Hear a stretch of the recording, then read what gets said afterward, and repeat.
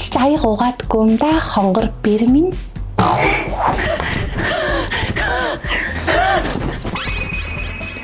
Ингэж ч арчидгүй юм да бэр минь. За минь. Ингэж ч нөхөртөө хоол өгдөг юм да. Ингэж ч үзүүгээ тосолдгүй юм да бэр минь.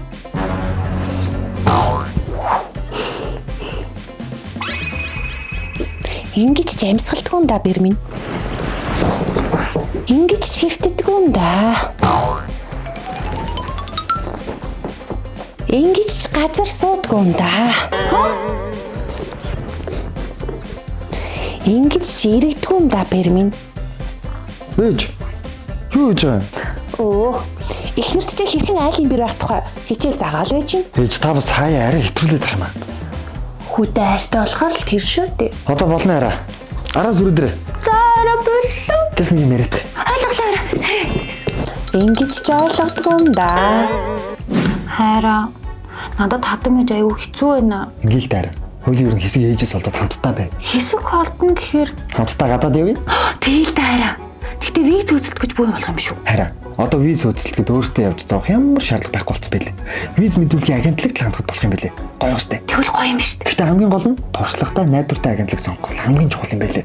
Би нэг газар мэднэ. Явъя. Сайн байна уу? Mirage TV файл зурчлагын агентлаг нь Америк, Канада, Австрали, Англи, Европын 29 орнд, Япон, Ирланд, Нью Зеланд улсын визний зөвлөгөө үйлчилгээ, виз мэдүүлгийн үйлчилгээг үзүүлээд 10 жил болж байгаа туршлагатай найдвартай газар юм байлээ.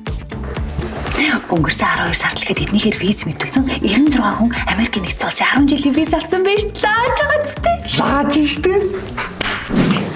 Гэхдээ хараа. Гурлаа явж штэ. Юу 3 дахь нь хийрээ. Манай ээж. Ингэж ч гадаад явдгүй юм да. Ээжигээ санд аваад өвчөө зүгээр юм үгээд асуудалгүй үстэй арай.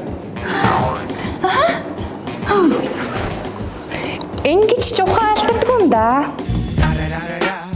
It's the one and only Digo Double G. Snoop Dogg.